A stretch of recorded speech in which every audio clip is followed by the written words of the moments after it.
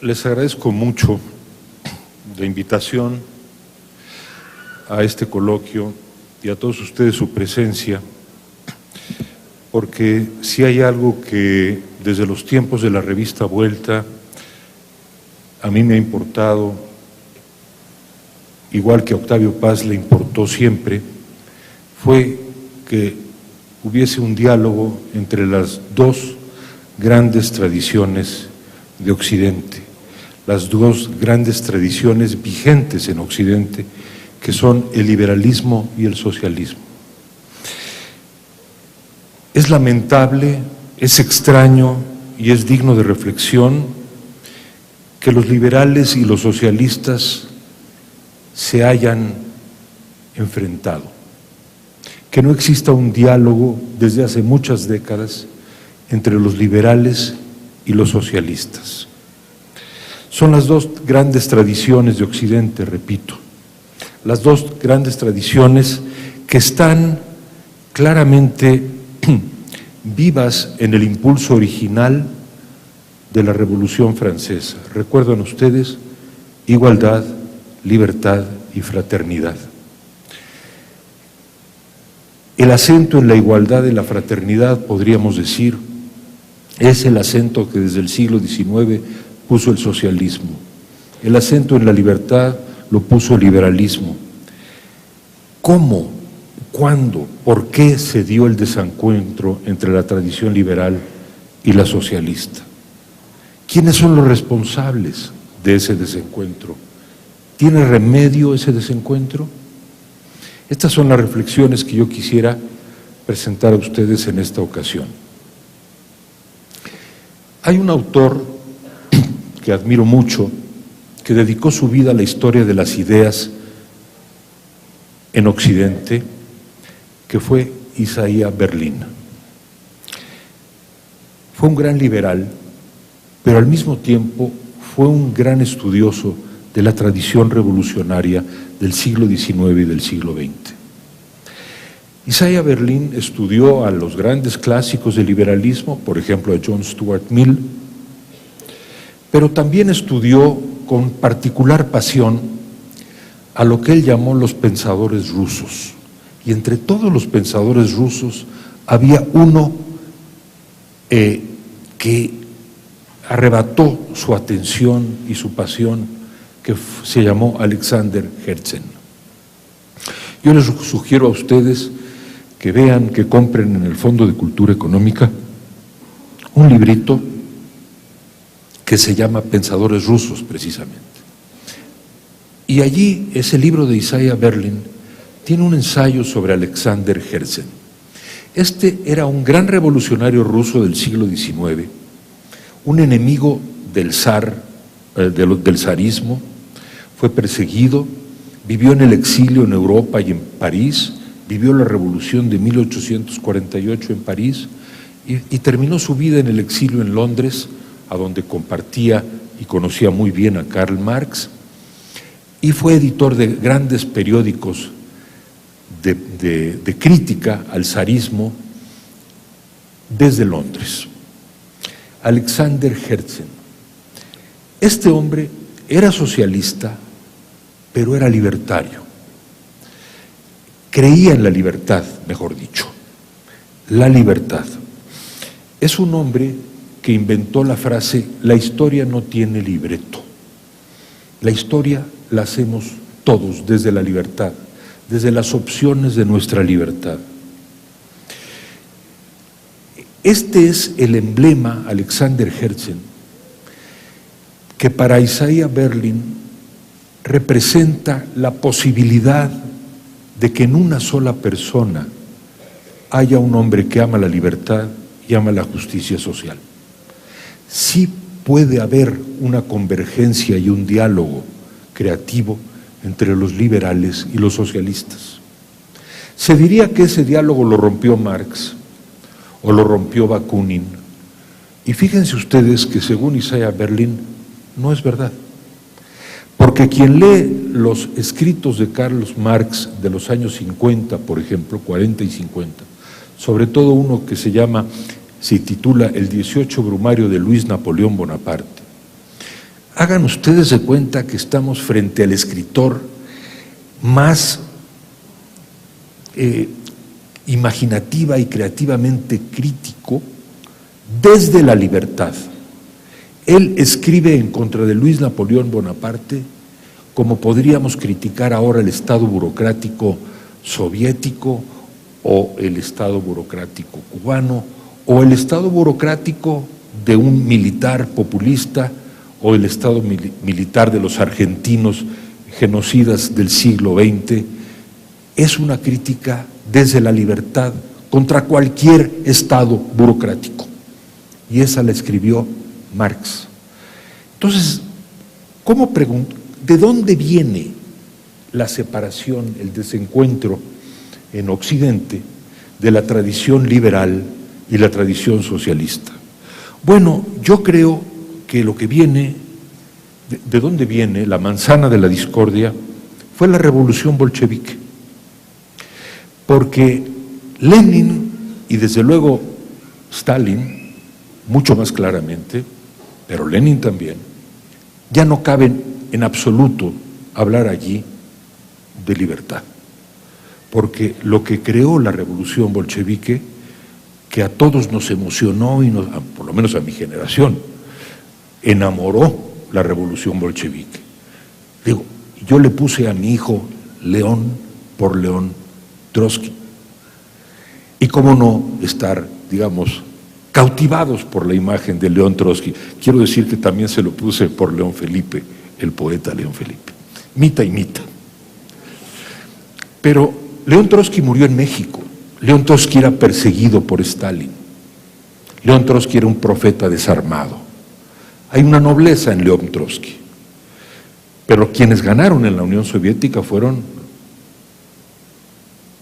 los políticos totalitarios. Ganó el estalinismo. Y ese régimen se caracterizó por el ahogo de todas las libertades.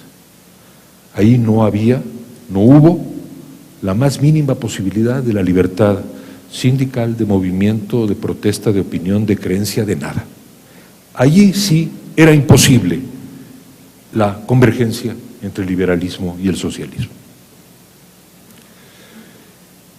Y sin embargo, de la propia tradición socialista surgieron un conjunto de pensadores que, sin dejar el ideal socialista, criticaron el ahogo de la libertad en la Unión Soviética. Está George Orwell, Albert Camus, Raymond Aron, el propio Berlin, y entre nosotros el pensador que viene del socialismo, que mejor y más criticó el anquilosamiento de la revolución soviética, el dogmatismo, sus crímenes, sus resultados, sus promesas vanas, fue Octavio Paz. Y Octavio Paz, sobre el que voy a hablar también después, insistió, venía de la izquierda y siempre insistió en la necesidad de que el liberalismo dialogara con el socialismo.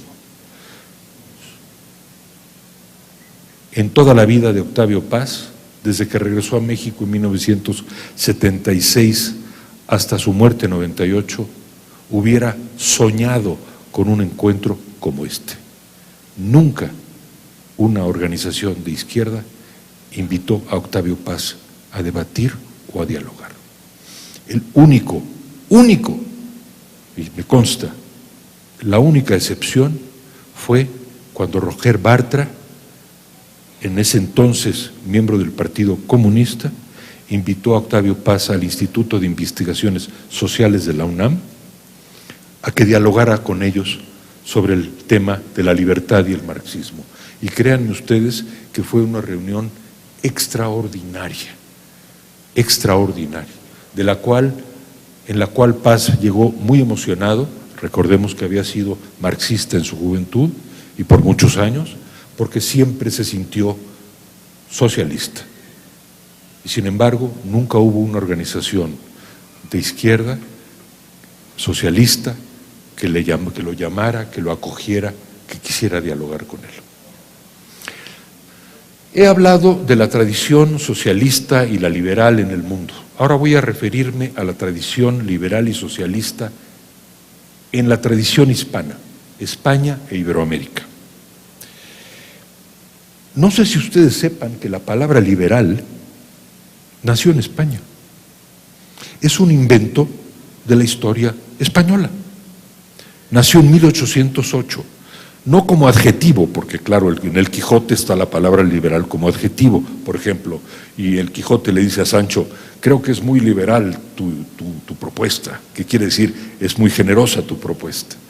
Eso es un adjetivo, pero que un grupo humano se llame los liberales, que una persona se diga yo soy un liberal, eso lo inventaron en España en 1808 contra la tradición monárquica, contra la tradición de la monarquía absoluta y del dominio total de la Iglesia Católica en la vida española.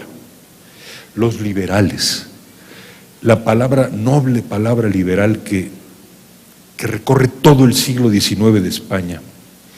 ¿Qué pasó en España? Bueno, pasó que en el año de 31 y luego en 36 hubo una guerra civil en 36. Y la guerra civil fue entre, por un lado, una tradición monárquica y dictatorial, la que triunfó, y del otro lado, liberales, republicanos, anarquistas, comunistas, trotskistas, una izquierda absolutamente dividida. Ojo, una izquierda absolutamente dividida, peleada entre sí.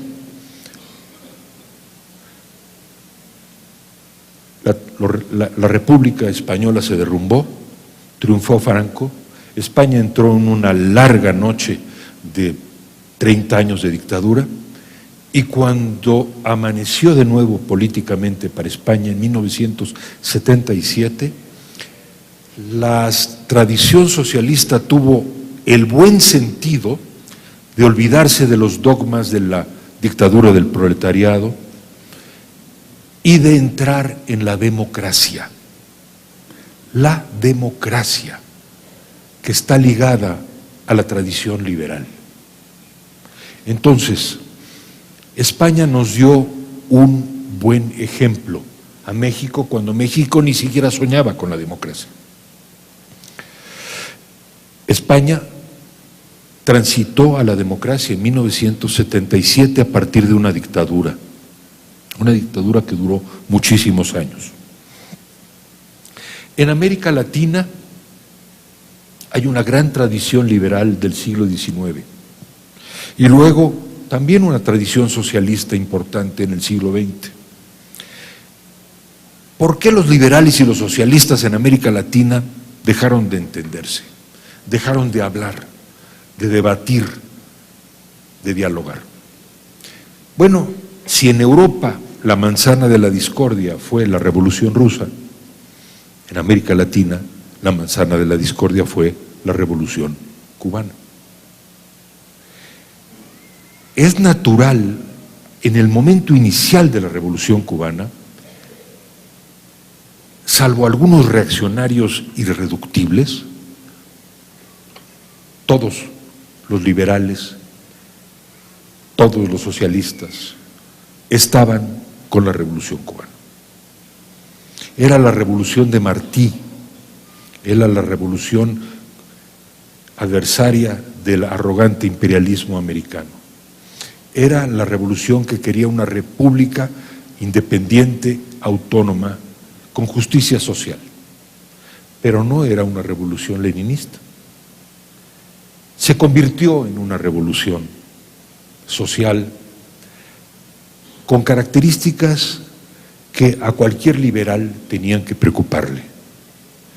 Y fue la Revolución Rusa la que dividió en mucho al campo liberal del campo socialista. En América Latina se abrían tres posibilidades distintas en 1959. Una era la de los dictadores, la de los gorilas, la de Somoza, por ejemplo. Los dictadores que llegaron a Brasil en los 60 y que llegaron a Argentina en los 70, y a Brasil y a Uruguay, para no hablar de Paraguay. Los dictadores militares, Perú, muchos países latinoamericanos han tenido esa terrible lacra, la lacra de los dictadores militares. Pero estos dictadores no tienen ideas ni ideología, son la fuerza pura, son la fuerza de las armas. Frente a esos dictadores había dos alternativas. Una era la democrática, la socialdemócrata, la de un liberalismo político, y esa la encarnaba Rómulo Betancourt. No sé si ustedes, algunos de ustedes, seguramente los mayores, se acuerdan quién era Rómulo Betancourt. Yo creo que Rómulo Betancourt fue el mayor demócrata de la historia del siglo XX en América Latina. Rómulo Betancourt, presidente de Venezuela entre 1959 y 63, tiene una trayectoria que, si la recreamos ahora brevemente, entenderán ustedes muy bien por qué todo el sentido de esta plática es defender la idea de que entre los liberales y los socialistas tiene que haber diálogo.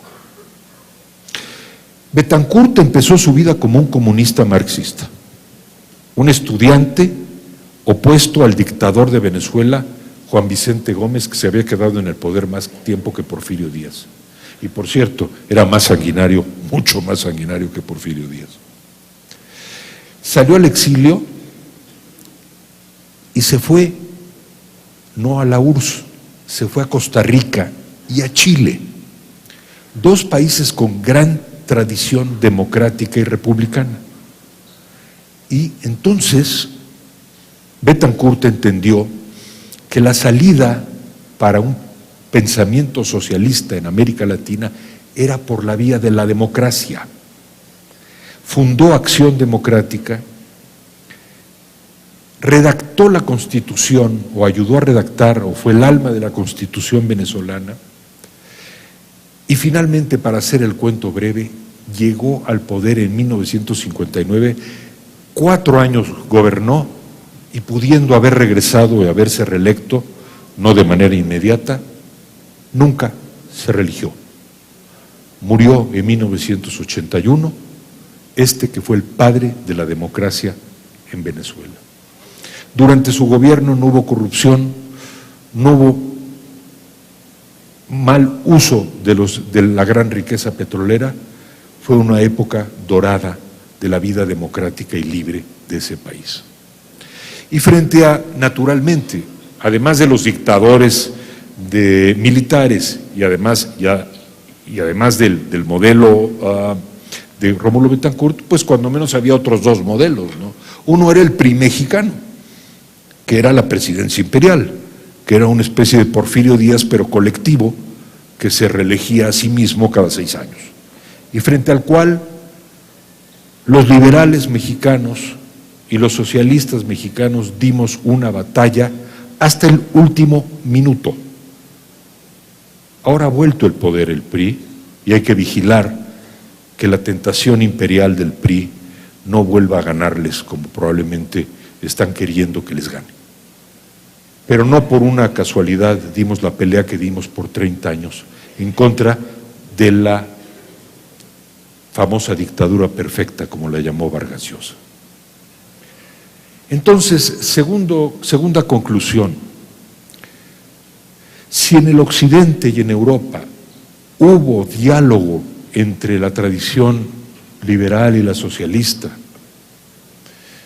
como se explica en el libro de Alexander Herzen, de Berlin sobre Alexander Herzen, si América Latina tuvo personajes como Rómulo Betancourt, en donde la vocación social, el ideario socialista es compatible con la democracia y con la libertad, pues ahora quiero demostrarles a ustedes por qué en México eso también debe de funcionar, pero primero hay que preguntarnos por qué no ha funcionado. ¿por qué no hemos tenido diálogo liberales y socialistas? Bueno, les voy a, para poder abordar este tema central, primero voy haciendo un conjunto de preguntas para las cuales yo ya tengo respuesta. Por ejemplo, si les pregunto a ustedes si tienen simpatía por la figura de Benito Juárez, o de Ignacio Ramírez, o de Melchor Ocampo, yo estoy seguro que no habrá una sola persona en esta, ni una, que diga, no, a mí no me parece bien Benito Juárez. ¿Estamos de acuerdo? Era un liberal, era ante todo un liberal. Melchor Ocampo era un liberal, Ignacio Ramírez era un liberal, Ponciano Arriaga era un liberal. ¿Cuándo perdió la izquierda mexicana o la tradición socialista mexicana su respeto por los liberales? Primera pregunta. Vino la Revolución Mexicana. La Revolución Mexicana la hicieron Carranza y Calles y Cárdenas y Madero. ¿Qué era Madero? Madero era un liberal. Y gracias a la Revolución Mexicana, bueno, tuvimos, hasta donde lo pudimos tener en el siglo XX, un régimen que atendía ciertas necesidades sociales. Y Vasconcelos, cuando hizo la gran campaña como secretario de Educación, ¿qué era? Era un liberal. Entonces, vuelvo a mi pregunta, ¿cuándo dejó la tradición socialista de perderle el respeto al liberalismo? Voy más adelante. Quizá algunos de ustedes, sobre todo los no tan jóvenes, aunque veo muchos jóvenes, nunca demasiados, muchos jóvenes, recuerden a Daniel Cosío Villegas. Daniel Cosío Villegas fue mi maestro. Daniel Cosío Villegas murió en 1976. Cuando yo era muy joven, empecé a escribir un libro sobre la generación de Cosío Villegas y me volví su amigo y su discípulo. Él fue el fundador del Fondo de Cultura Económica, fue el fundador del Colegio de México, fue un gran historiador, un historiador de la época porfiriana. Y fue un hombre muy valiente en el 68, cuando los estudiantes del 68 salíamos a las calles a protestar contra Díaz Ordaz.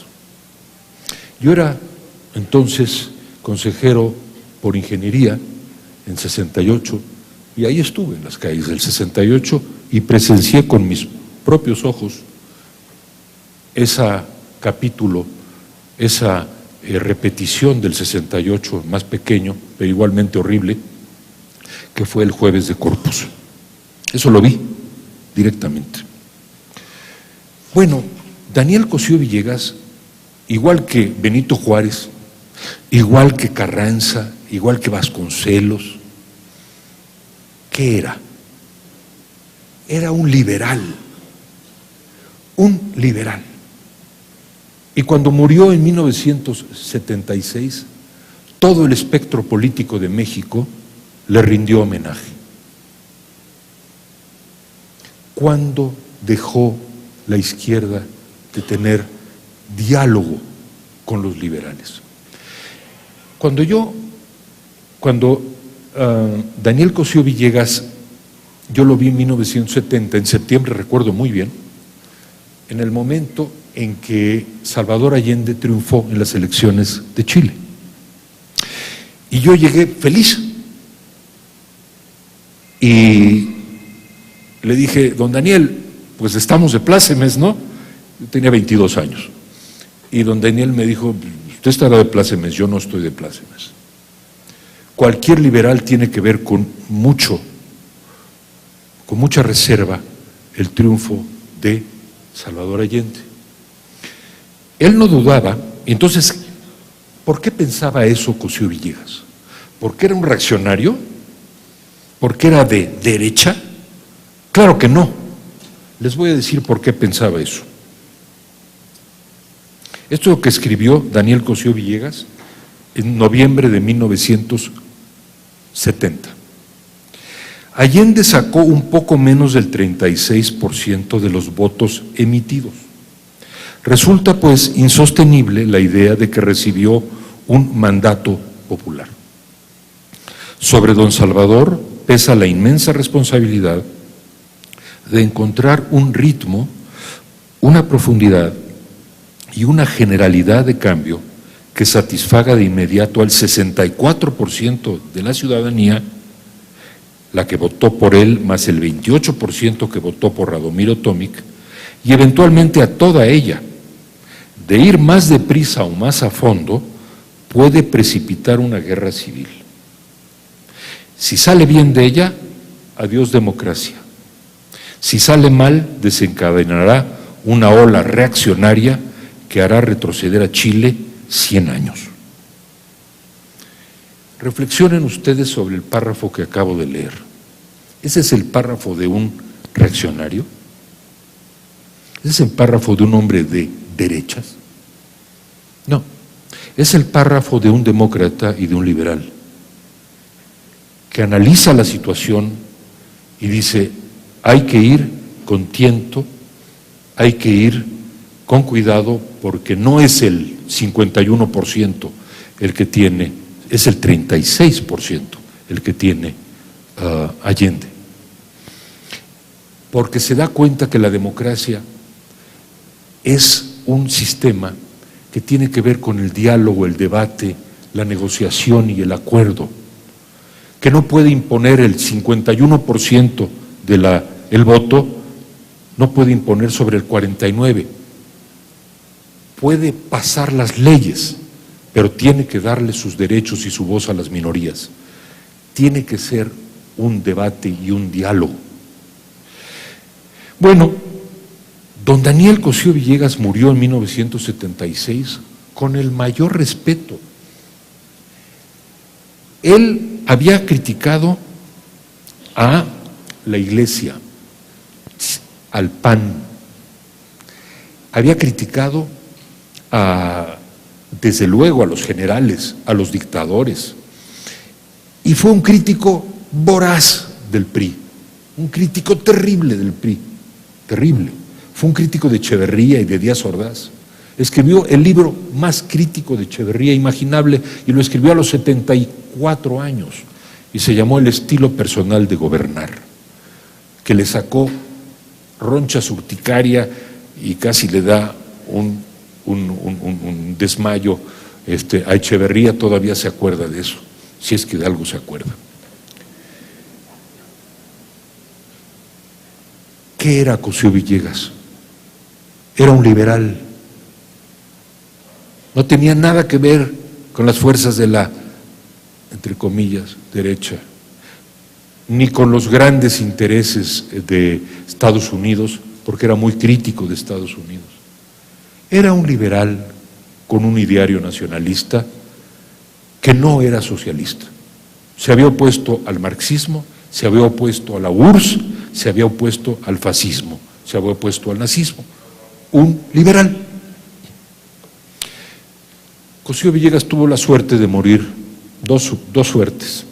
Bueno, nunca es una suerte morir, ¿verdad? Pero bueno, nos va a pasar a todos. Si es una suerte el tiempo de morir y el modo de morir. Tuvo suerte en este sentido. Primero, se murió en el sueño, dormido, después de una buena comilona como las que solíamos tener los lunes en la tarde. Y segundo, se murió a los 78 años de edad, o 77, en el ápice de su prestigio. El intelectual del que les voy a hablar ahora, Octavio Paz, no tuvo ninguna de esas dos suertes.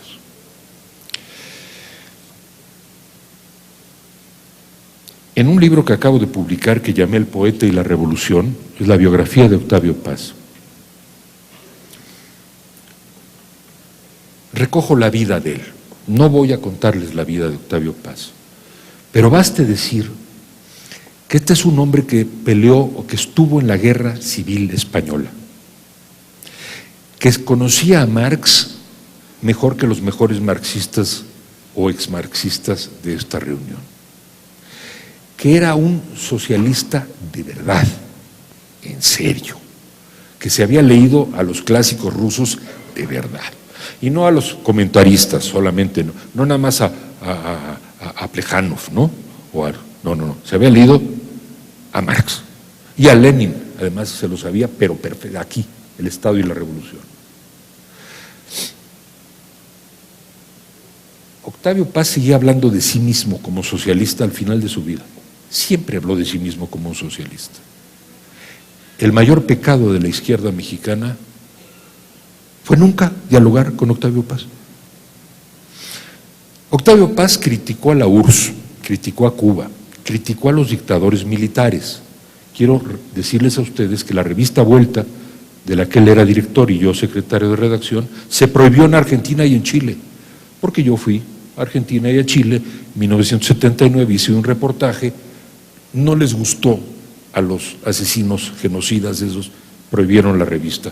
Qué gran honor para mí y para la historia de la revista Vuelta. Enemigos, fuimos adversarios y críticos de los dictadores militares, pero también de la URSS y de Cuba y de Estados Unidos, y de las guerrillas y del PAN y de la Iglesia y también de la economía del mercado. O sea, estuvimos casi anarquistas, dirían ustedes. Bueno, miren, si a mí alguien me dijera así, yo no me sentiría mal, salvo que, y le recordaría la famosa frase de Borges, el mejor sistema es el anarquismo, lástima que no lo merecemos.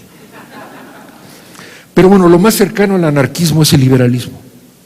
El liberalismo lo que tiene es desconfianza del poder, de los poderes económicos, políticos, de todo índole, y busca poner límites a esos poderes, y la mejor manera de limitar esos poderes es la democracia. Por eso creímos en la democracia y propusimos la democracia en la revista Vuelta, cuando muchas personas de la tradición socialista nos criticaron diciendo que la democracia era un invento burgués. Octavio Paz fue un crítico en todos los sentidos que yo estoy diciendo ahora.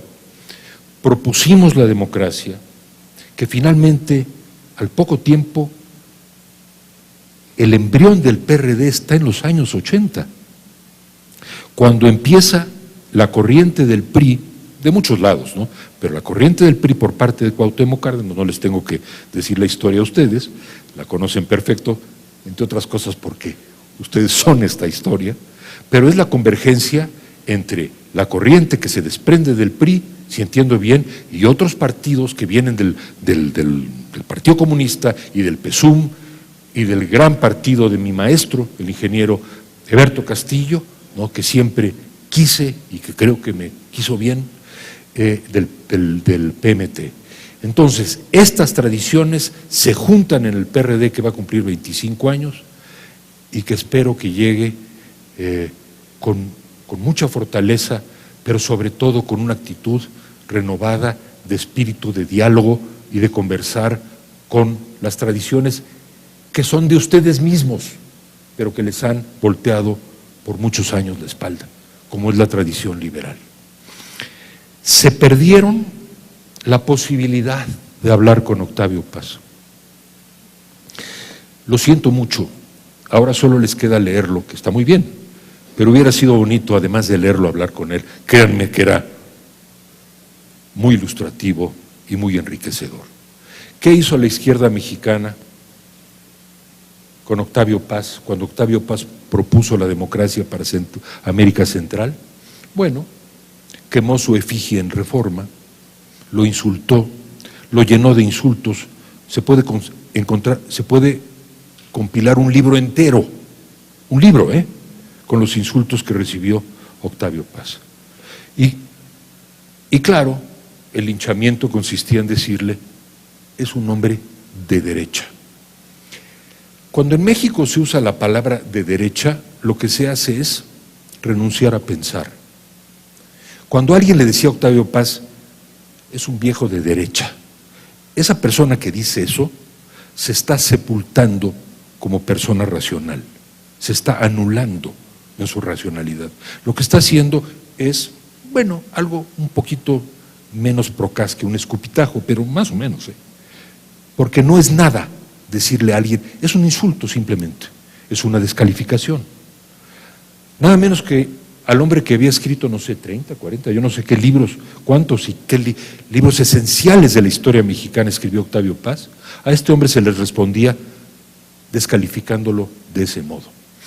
Pero ¿cómo hubiera sido bueno que hablaran la izquierda mexicana con Octavio Paz sobre la URSS, sobre Cuba, sobre los generales genocidas de Argentina y Chile, sobre las ideologías totalitarias, sobre la tradición revolucionaria, sobre por qué detestaba el PAN?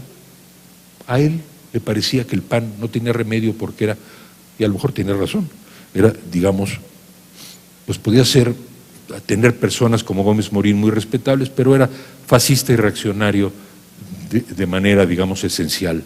Octavio Paz nunca estuvo con la Iglesia, más bien fue criticado por la Iglesia. Fue un crítico de la economía del mercado feroz. Se perdieron el diálogo con Octavio Paz.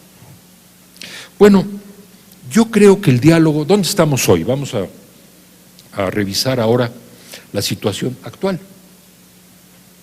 Bueno, yo creo que el diálogo está roto, que los pocos exponentes del pensamiento liberal, los que nos identificamos con Juárez o Lerdo o Ignacio Ramírez o con Francisco I. Madero o con el primer Vasconcelos o con Daniel Cosío Villegas, pues a mí esta es la primera invitación que se me hace a un foro así, más o menos en unos, diría yo, 23 años. Es verdad, yo sí acudí a un foro del PRD, recuerdo, por ahí por mi 96, y tengo por cierto, una bonita foto con Cuauhtémoc Cárdenas y López Obrador. Para aquellos que inventaron la increíble historia de que yo estuve con Carlos Salinas de Gortari, vayan a preguntarle a Salinas de Gortari lo que opina de la presidencia imperial. O de mis programas de Clio, en donde exhibo su voluntad de reelección. Perdón, yo no puedo tolerar ni aceptar, la tolerancia tiene límites, que por razones oscuras de descalificación, ni a Daniel Cosío Villegas ni a Octavio Paz, y en el lugar que me corresponda, mucho menor al que de ellos, que a mí o a la revista Letras Libres se nos tache de eso.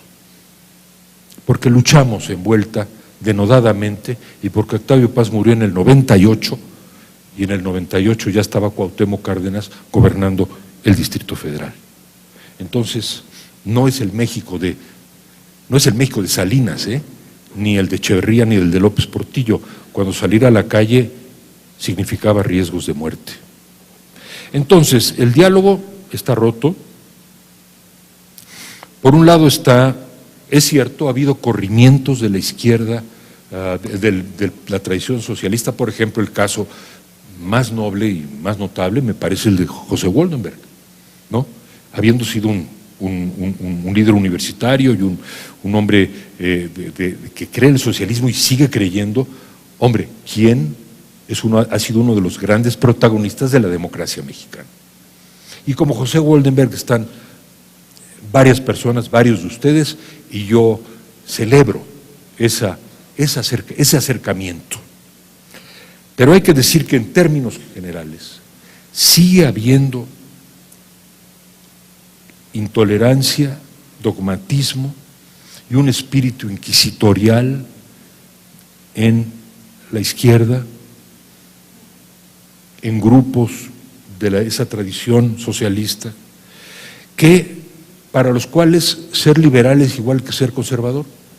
Ser liberal es igual que ser reaccionario, ser liberal es igual que ser neoliberal. En otras palabras, para ellos ser de derecha es no ser como son ellos, ¿no?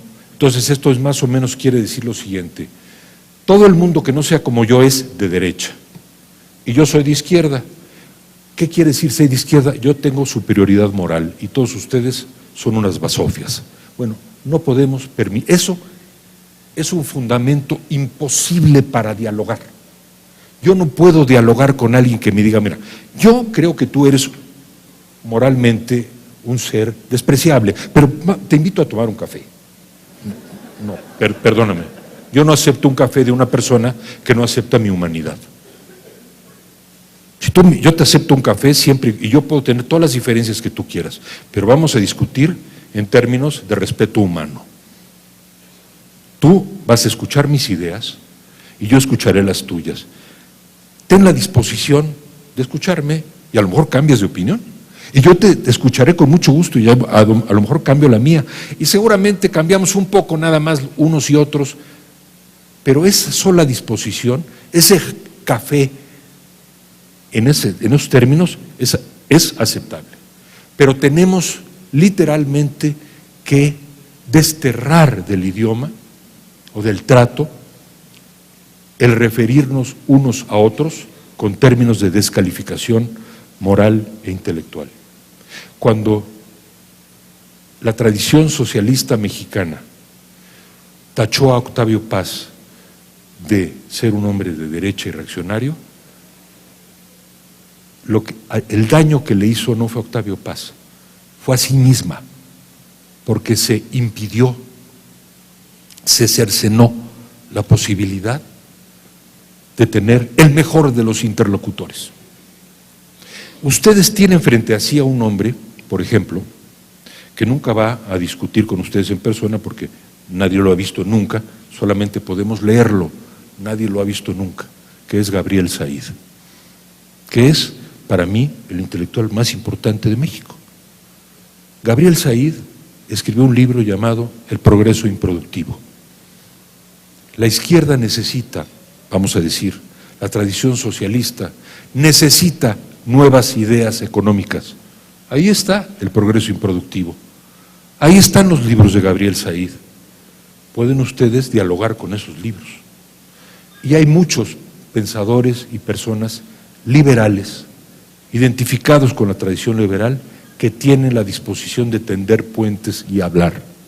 Lo que no podemos permitir es sentarnos en una mesa, como digo, con la premisa de que somos moralmente inferiores, porque no es verdad.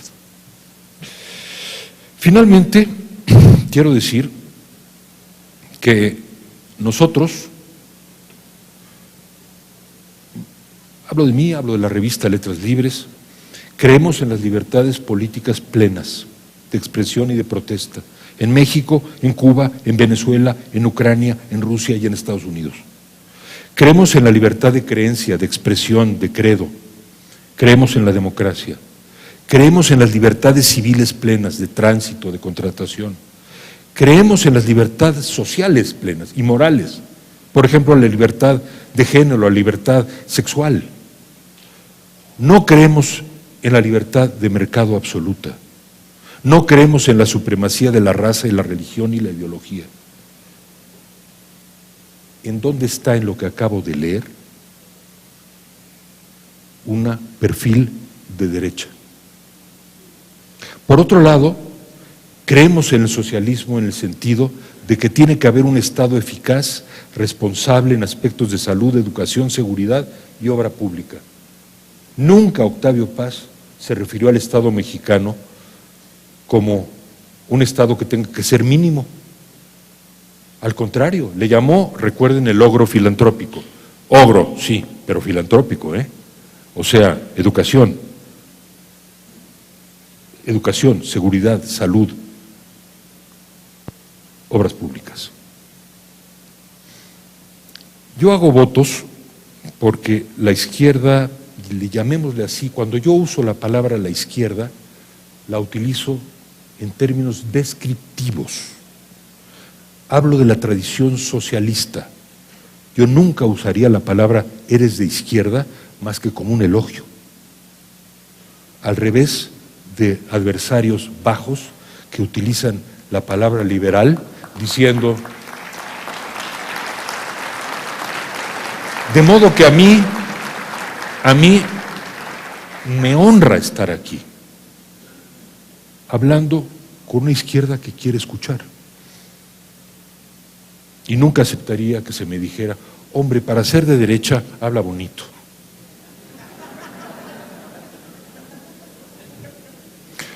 El liberalismo no es de derecha. De derecha es Maciel.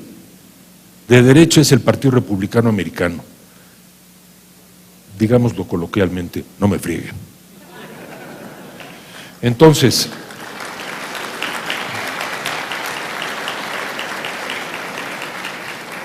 finalmente, yo hago votos por la convergencia, uso la palabra convergencia en un sentido figurado, hago votos por la confluencia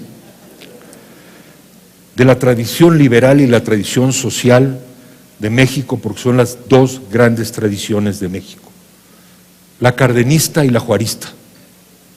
Hago votos porque de aquí al 15 y al 18 haya esa convergencia entre la tradición juarista y la cardenista, pero con su toque maderista, que es el de la democracia y de la libertad. Los socialistas de México tienen que tener más tolerancia y sensibilidad a la opresión de las libertades en cualquier país. Yo quisiera que los socialistas de México reprobaran de manera clara, de manera contundente, la represión a los estudiantes de Venezuela, porque es exactamente el mismo tipo de represión que sufrimos los estudiantes del 68. Pero al mismo tiempo, en autocrítica quiero decir lo siguiente, porque el buen liberal por la casa empieza.